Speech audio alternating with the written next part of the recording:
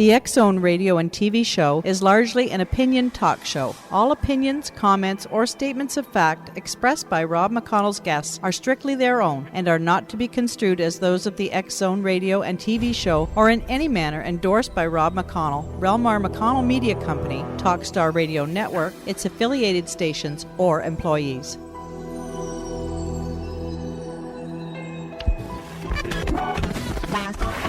All Hit Radio.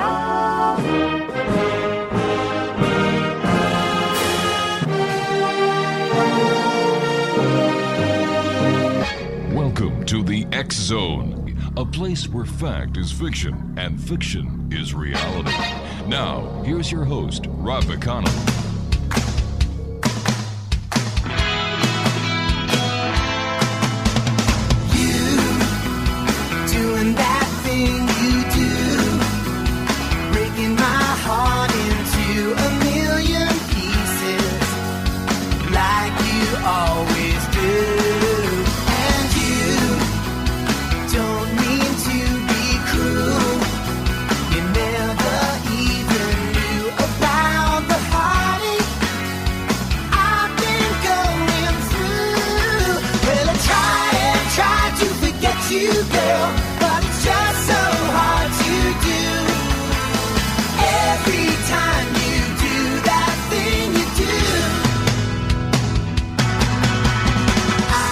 And welcome to the X-Zone, everyone. My name is Rob McConnell, and for the next 4 hours, I'm your host and your guide as together we cross the time-space continuum to this place that I call the X-Zone.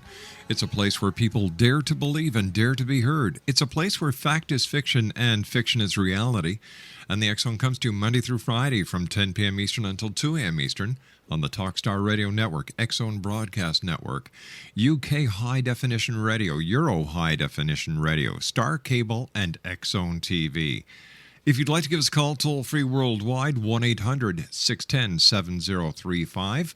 My email address is xzone@xzoneradiotv.com. On MSN Messenger, xzoneradiotv@hotmail.com. And our website, www.xzoneradiotv.com.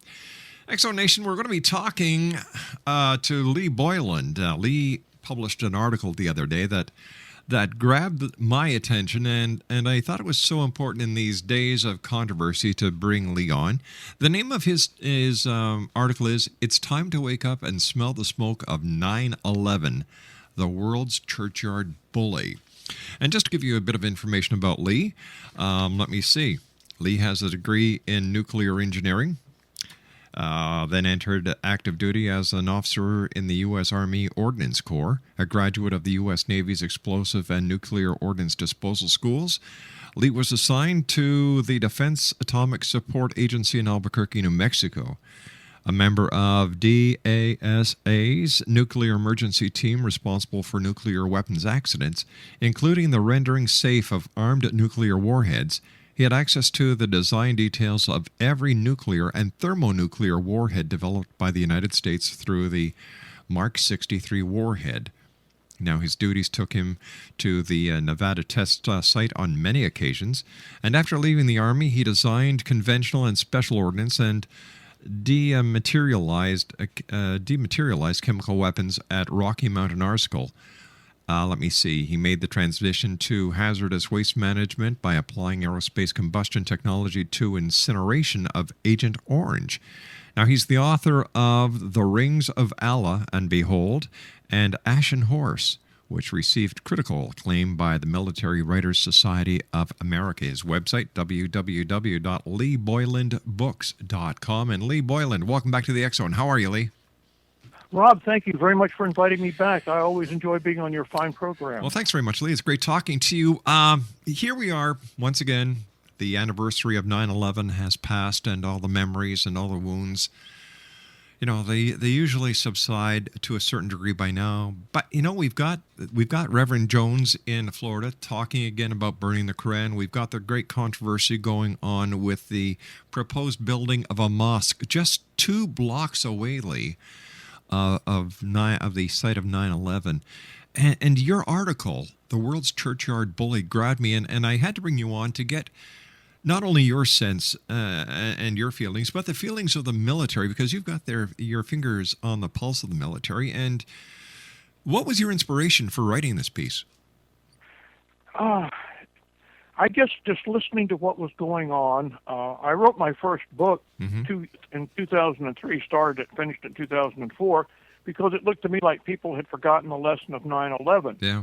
And here we are on the 9th anniversary, and it's worse still. We have all we hear about is Islamic sensitivities. We have to be cautious, be careful of them. Politically correct. When are they going to start being careful of our sensitivities? Yeah, good question, Lee. You and I have to take a commercial break, Lee. Thank you very much for accepting our invitation to come on the show today. Always look forward to talking to you. Exo Nation, Lee Boyland is our special guest of this hour. www.leeboylandbooks.com. That's LeeboylandBooks.com. We'll be back on the other side of this commercial break talking about Wake Up America and Smell the Smoke. We'll be back. Don't go away.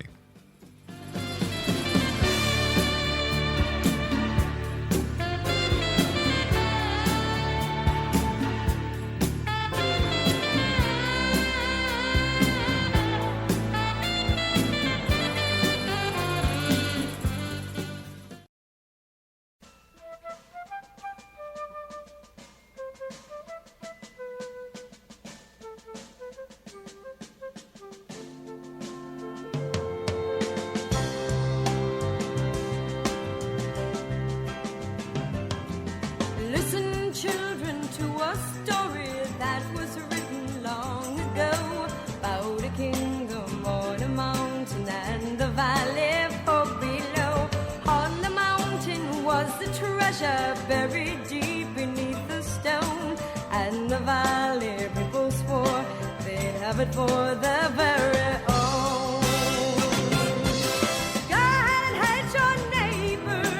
Go ahead and cheat a friend. Do it in the name of heaven. You can justify it in the end. There won't be any trumpets blowing come the judgment day on the bloody morning after. One tin soldier rides away. Lee Boyland is my special guest. We're talking about Lee's article that came out yesterday. It's entitled The World's Churchyard Bully. And Lee, why do you think that we still haven't, the light has not gone on about what really happened on 9/11? How can we just forget it so easily? I don't know. It's frightening, and I've written several articles on this, and I wrote a series of books based upon it. What could happen? Could they attack us with nuclear devices? And the answer is yes, and I proved that in the first book. I wrote it. It's a fictional book because it hasn't happened, but it lays down a foundation that you can't get around. The second book was what happened afterward, and then the third book is Rebuilding America. That's America Reborn. But to get back to the subject, I can't understand this. I think more and more people are beginning to wake up, and I think the mosque issue, this determination of ramming it down our throats, you will have a mosque 2 blocks from ground zero, whether you like it or not, because it's our right to do so. All we hear about is not upsetting the Muslim sensitivities. Well, they upset our sensitivities all the time, and nobody seems to object to it. And I think Americans are not people that get pushed around very easily. It takes us a while to realize somebody's actually trying to push us around, but once the message sinks in, we start to get angry. And I think that's where we are right now. We're starting to see the regular folks, the people that with common sense, are starting to realize that, hey, this has gone too far. This is ridiculous. This imam is in our face, and it's in our face for several reasons. One of the principles in Islam is taqiyya, which means deception. Well, deception's been around since the born of humanity. Tu Sung, in his books, The Art of War, says deception is one of the key elements in winning a battle, and he's absolutely right. It's always been there. Well, we're being deceived. We're being told one thing by the imam, and he means something else. The name of the mosque, what was it? The Cordova Project, House. I think they called it. That's right. And when Islam conquers a nation, and it started expanding from the day Muhammad, actually from the year 620 on, it began to have a major expansion. When they conquered Spain, the Islamic armies conquered Spain and subdued it and turned it into a Muslim nation, they took the large Christian church and converted it into the Cordova Mosque. They did the same thing in Turkey. They've done the same thing all through India. When they conquered India, they tore down the Hindu temples, took all the gold and precious jewels, and built mosques on top of them. It is their symbol of dominance. And something in the Islamic creed that people don't realize is that once a land belongs to Islam, it can never, never be given back. So as far as the fundamental Muslims, the people that believe in the Quran and Muhammad, especially his last words, the last 10 years of his life, believe that the caliphate, when it's reestablished, and that's what you hear about, you hear the terrorists talking about reestablishing the caliphate, which is the Islamic Empire. Spain belongs to the Islamic Empire. It's theirs by right because they had it once. Well, the mosque is, they have a building. They've used it as a mosque. They've prayed in it. This is the Park 51 of the Cordova Mosque in Ground Zero. So from their point of view, this is their mosque. They cannot give it up. And the imam basically on, I think it was NBC or ABC television, issued a veiled threat that if they don't get the mosque built, there will be jihad. He basically, I'm paraphrasing what he said. Yes, and that was on Larry King. That was on Larry King Live when Larry King Live, and it was very well. He walked around the issue just far enough away from the edge of the cliff so he couldn't get pushed over. But he threatened us. He said if we don't help him build a mosque, there's going to be, I guess it's okay to say, hell to pay. Sure. In an old biblical term. Well, we're being threatened. We're being browbeat. This is the intimidation phase of Islam, and I don't care if they have a mosque somewhere else. I think the Catholics were going to build a Catholic facility near Auschwitz, and the people objected, and the Pope said, "Hey, that's a bad idea. That's not being sensitive to the German people," and moved I think it was a convent of some type. This is the thing you should do. He should move the mosque somewhere else. Donald Trump offered to buy the property and give the owners a 25% profit. Right. They refused. We're seeing the same thing with the mosques that Israel puts up with when they try to negotiate with the Palestinians. Every time you get to the table, they lay down some demand that they know Israel can't meet, and then they get all huffy and walk away, and it's Israel's fault for not agreeing to give up something they can't give up. Well, Lee, I thought it was very interesting how the tables were turned when Donald Trump made what I consider to be a very generous offer on how he was using this as a way to get publicity. And when you're as powerful as Donald Trump is, believe me, you don't have to buy a useless piece of property and pay 25% above the price that the person purchased it for in order to get publicity. No, you don't. And that's a very good way to put it. It was just a way to deflect the argument. They always have a way of deflecting. I've heard Sean Hannity get his wife on his program on several occasions and ask her a very simple question: will you condemn Hamas? They won't answer the question. And if you won't condemn Hamas, which is a terrorist organization and listed as such, then this man, you can't believe anything he says, and that's takia. It's deception. I would like to point out at this time that we're not talking about all members of the Islam or Muslim community. We're just talking about the specifics behind the burning of the planned burning of the Quran that was off, and now apparently Reverend Jones is thinking about it again, as well as the events in New York City concerning a mosque just 2 blocks away from Ground Zero. Now, the imam also said on Larry King with Soledad O'Brien, who I think did a fantastic job, that if he would have known that this controversy would have taken off, that he would have put Cordova House or the Cordova project somewhere else. I don't understand why he just cannot at this point say, all right, hey, you know what? In good faith, we'll move it. But to continuously taunt and incite people I think that he is just, he's just doing this in order to stir the pot. Of course he is, and there's another important fact that we don't see. One of the things I try to point out when we're talking about the subject is we view everything in the Middle East, not just Islam, but everything in the Middle East, through our eyes as we see things as Americans in our country. You have to get out of your shell. You have to crawl into the shell of a person that lives in Afghanistan or Iraq and look at the world as they see it, because they see things differently than we do. They have an entirely different culture. They have an entirely different history. Their value system is different than ours. So when we submit or advance arguments about why they should do something based upon our philosophy and our way of life, it doesn't resonate with them. And I tried to do that. I learned to do that when I started writing the first book, to study, to get the way they talk down properly so I could do the dialogue. I started reading their fatwas, their articles, and I began to realize that we don't understand them simply because we think about things in our terms and they think about things in their terms. So to make a very crude example, if I told you to go up, you would hear me say go down. If I told you to turn left, you would turn right. It's that way. So we have to couch our arguments. To reach these people, we have to talk to them in the language and the terminology they understand, and we don't do that. We're teaching them about democracy. We say, you want freedom and democracy.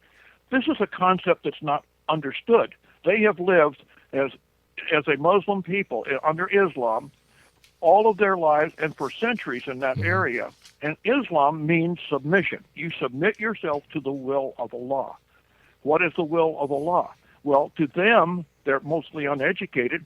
The will of Allah is whatever the local cleric tells them it is. And it's very convenient that the Quran is not in chronological order, so that none of the recitations that Muhammad made follow his life pattern. So you can pull pieces out of the Quran or verses out of the Quran to support almost anything you want to do. And the people that we're dealing with, the ones we're trying to reach, don't understand what we're telling them. So we need to go back and rethink our position and understand the world as they see it. One of the things that they see is that if you build a mosque somewhere, it means you have dominated. So from the Arab street, if you would, or from the Arab world, will view building the Cordova Mosque, this 13 to 15-story huge mosque inside of the debris field of the 9/11, which makes it on what we call hallowed ground. This will be seen as a victory mosque. This will be the victory mosque that marks the beginning of the subjugation of the United States, the Great Satan. But they already have 100 mosques in New York City. But it's not at the site, see? And this huge mosque, if it was just a little simple mosque like it is now, they have a little community center they've been using for about 2 years. If they left it alone and just refurbished the building, it wouldn't mean anything. But when you build this huge structure that's going to be grandiose, that's going to be, a typical really big mosque, it's going to be a symbol to the Arabs across the world, or the Muslims across the world, that this is a victory mosque, that this was declaring victory, that 9/11 was the right thing to do. Lee, stand by. You and I have to take a commercial break with the news. Lee Boyland is our special guest of this hour. Exonation, www.leeboylandbooks.com. 1-800-610-7035 is worldwide toll-free. My name is Rob McConnell, and this is the X Zone. We're coming to you from our studios in beautiful Hamilton, Ontario, Canada. Lee Boyland and I return after this break. Don't go away.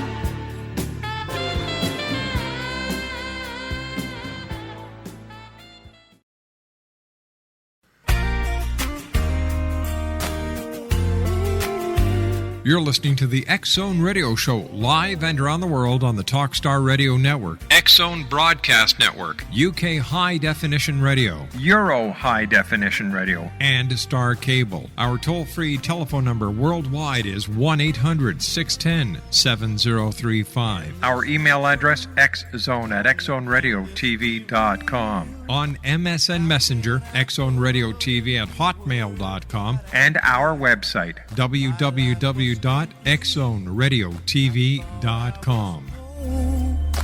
Why do I feel like I'm losing control?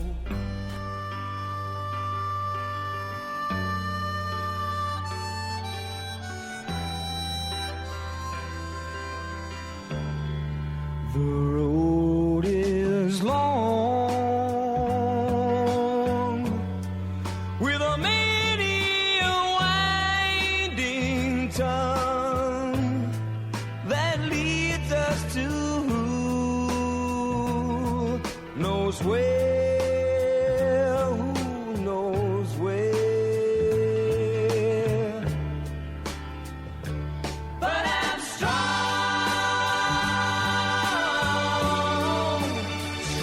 enough to carry him. He ain't heavy. Exonation Lee Boyland is our special guest. His website is leeboylandbooks.com. That's www.leeboylandbooks.com. Lee, in your article, the final 3 paragraphs, you say, if this trend continues, our grandchildren will live in a poor, third-world Muslim country. Barbaric Muslim methods of intimidation can no longer be tolerated. It's time to wake up and smell the smoke of 9/11. Islam must reform itself or forfeit its place at the 21st century table. I, for one, have had enough. I think your last sentence says it all. I, for one, have had enough. Well, that's the way I feel. Yeah, I look at the fact that we don't object to what we call the peaceful, the moderate Muslims. In fact, one of my doctors is a Muslim, and we don't talk about religion because it's a little sensitive to her. She's female, but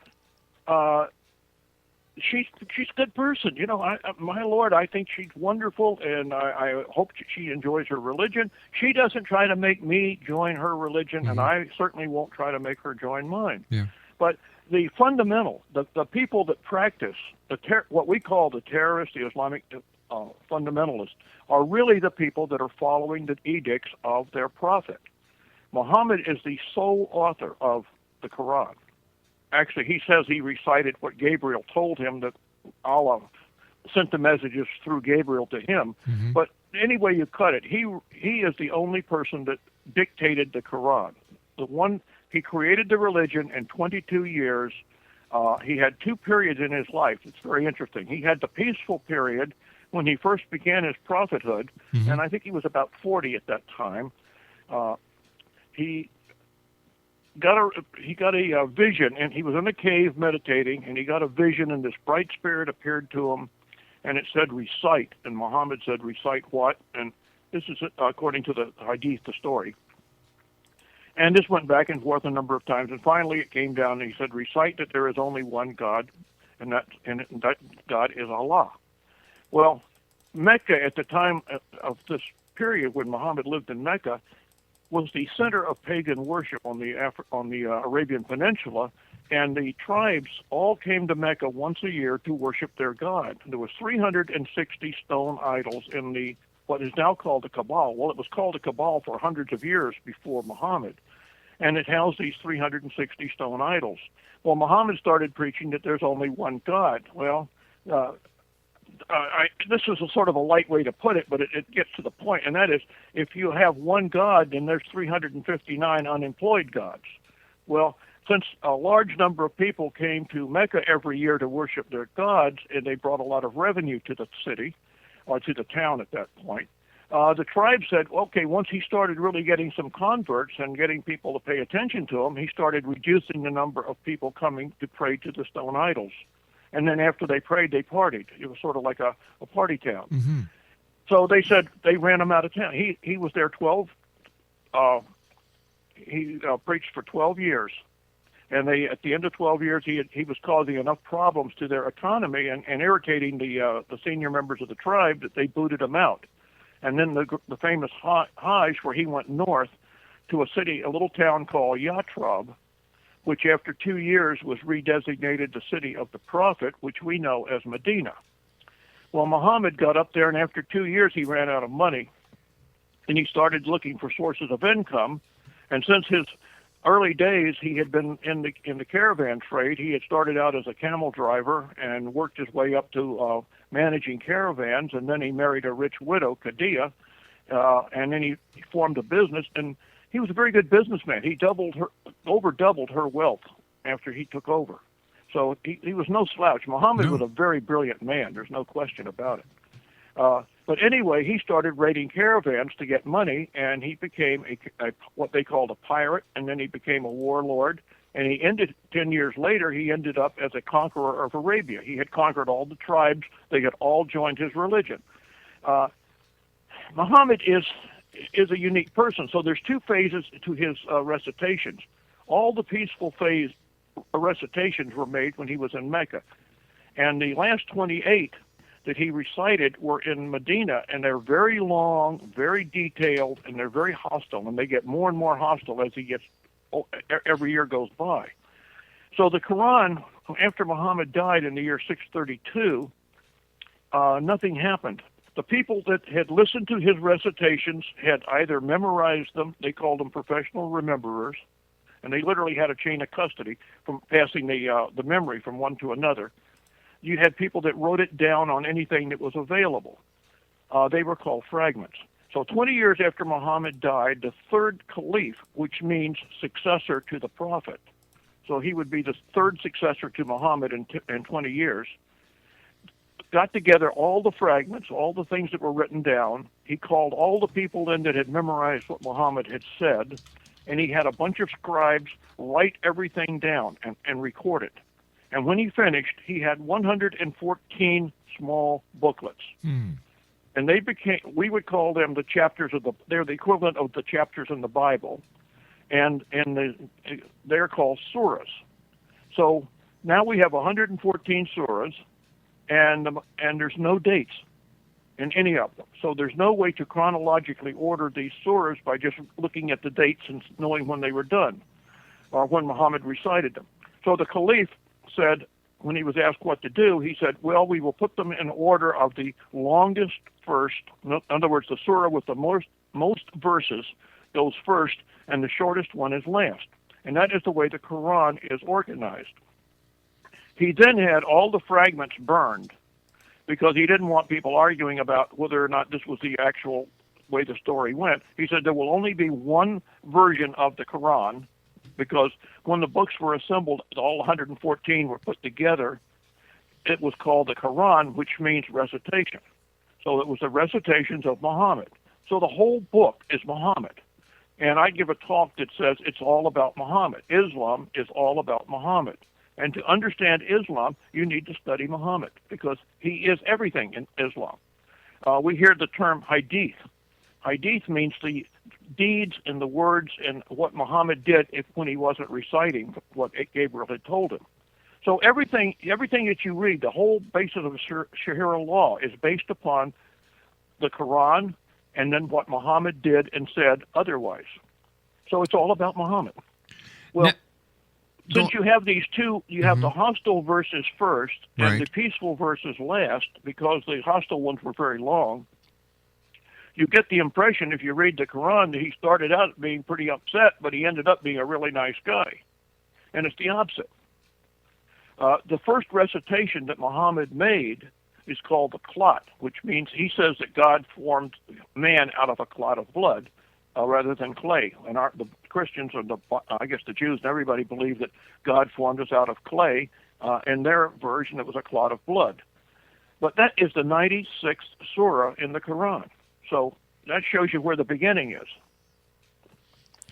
Now, there was quite a controversy this past weekend that brought international attention to a pastor with a flock of 50 parishioners in Florida, the Reverend Jones, who... Yeah, in Gainesville. Gainesville. And at the very last moment, due to what we believe to be political pressure of the highest, he decided that he was going to cancel his plans to burn the Quran.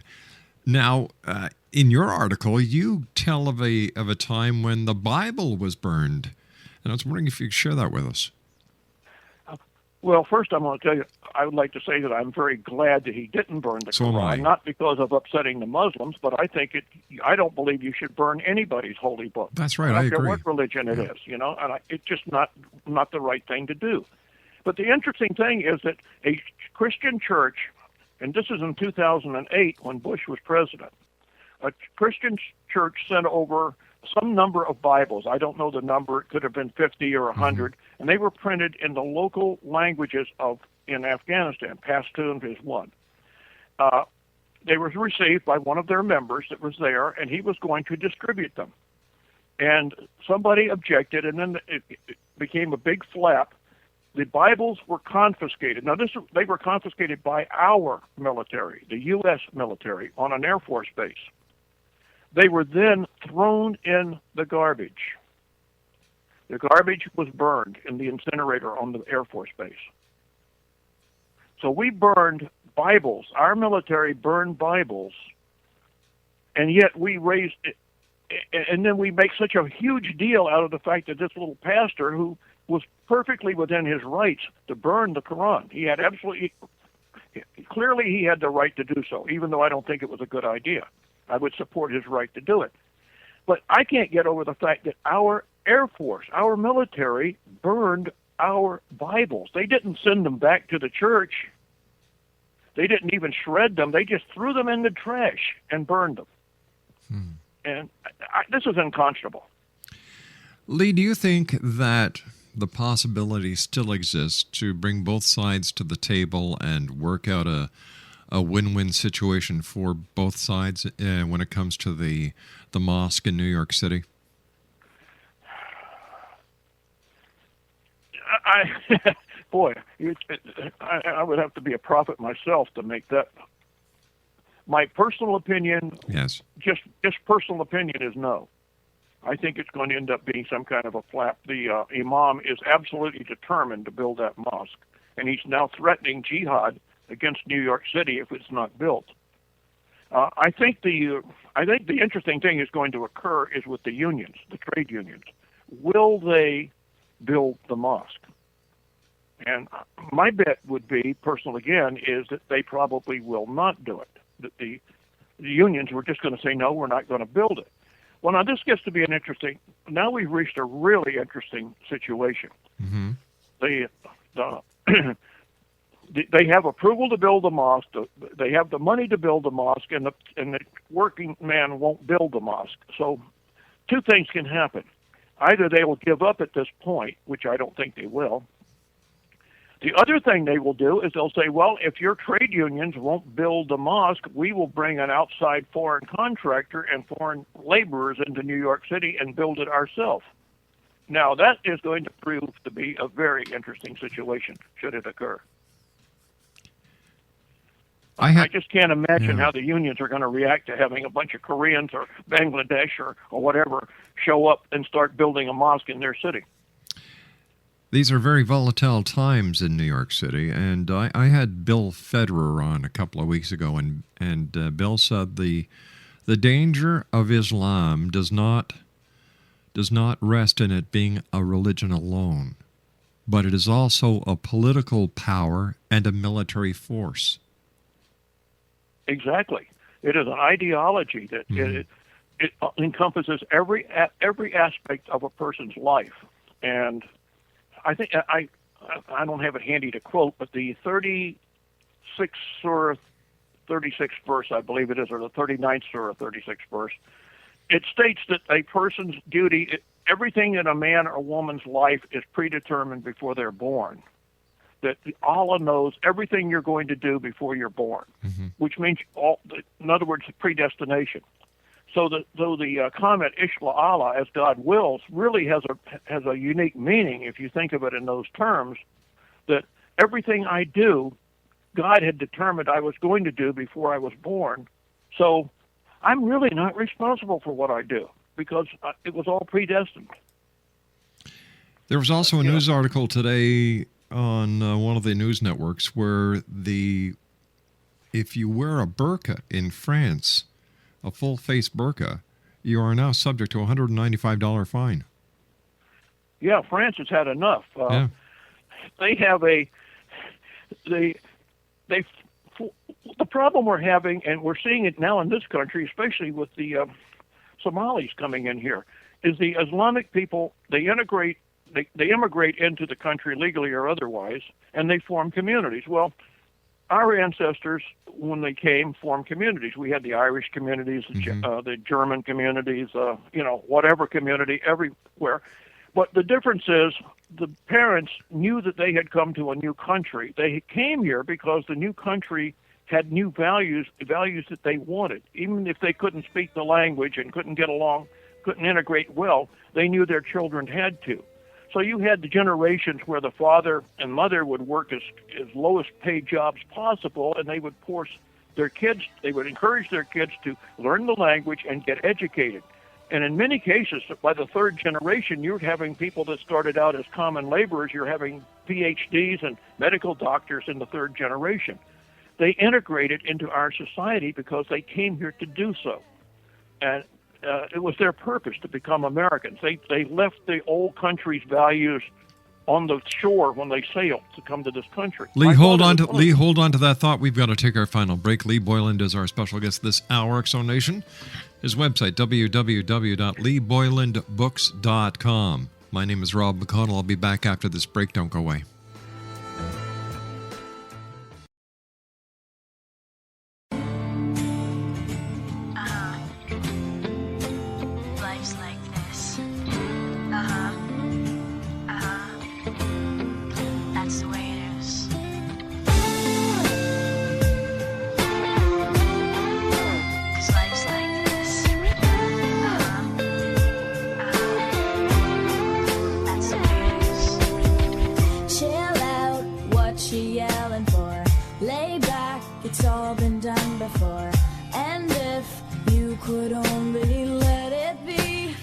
Exonation, Lee Boyland's our special guest. First of all, Lee, I want to thank you so much for coming on the show tonight. Always great talking to you. Just finish that thought that I had to interrupt because of the commercial break. Well, we were talking about the communities. What's happened with the Islamic immigrants that come into France, Europe, England, and now starting in the United States, is they form communities like our ancestors did. But the difference is they don't want to assimilate into the American culture. They don't make any effort to. And as the communities grow, they literally shut out the outside, introduce their own legal system, which is Sharia law, and they have, around France, there's a communities of ring around Paris, and there's in other countries, and they're called no-go zones, which that means is a Christian or anybody else other than a Muslim does not go into that area. Why Even not? the police are afraid to enter. Well, wait a second. How can that happen? Well, it's happened. That's part of what France is pushing back, Wow. and now Denmark is pushing back, saying it. We have no-go zones starting in this country with the Somali immigrants primarily. They just basically close everybody out, and then they start pushing outward from their community, trying to engulf the whole country. So they didn't come to our country or to France or to England or wherever. They didn't come to assimilate into that culture. They came to assimilate that culture into theirs. In other words, we're going to be assimilated. I like to use Star Trek analogies every once in a while. I did it in the article. We had this in Star Trek: The Next Generation. We had the Borg. Yes. You remember? Yeah, sure do. Yeah. Yeah. Well, resistance is futile. Was their That's comment? Right. Yeah. Well, this sort of describes the attitude of the Muslims that come here. Resistance is futile. They will eventually turn us into the United Islamic Republic of the United States. That is their goal. And I don't want to be part of that. And now the French are starting to realize that it's gone too far. New Year's Eve in France, if you follow it, they burn automobiles all over the country. I think there was 1,200 automobiles torched last New Year's Eve. They just go out and torch automobiles and tear up buildings. And it's all Muslims. Why have we been so tolerant to this point? We're a tolerant people. That's our great strength and also our weakness. We want to let everybody have their own way of life. That was the whole point of the country, to be you're free to do what you want to do. But when we have people using that against us to subjugate us, that's what's happening. And we have to wake up and say, there's an end to tolerance. There's an end to political correctness, I think, is the worst thing that ever happened, because we were never designed to be a politically correct country. We came over here. The people that came to this country were unpolitically correct. That's why they came. That's right. They wanted to do things their own way. And, we're a tremendous people. We're the most generous people in the world, and yet we get criticized constantly about what we're doing. A friend of mine just wrote an article, was talking about how much money we give to Muslim countries and others. Whenever anybody gets in trouble, America's the first country to arrive with money, with food, with medical supplies. The Muslims never support any country that's not Muslim. You never see them producing any. I think there were some promises made to Haiti, but they were never kept on aid and materials. Hey, Lee, I hate to do this, but you and I have to say so long for now. We've just run out of time. Take care of yourself, Lee. Look forward to the next time when you join us here in the X Zone, and keep those articles coming. It was my pleasure. Take care of yourself. X Zone Nation, Lee Boyland has been my guest. His website is www.leeboylandbooks.com, where you can buy all of his books directly online. I'll be back on the other side of this commercial break with the news as the X Zone continues right here from our studios in Hamilton, Ontario, Canada.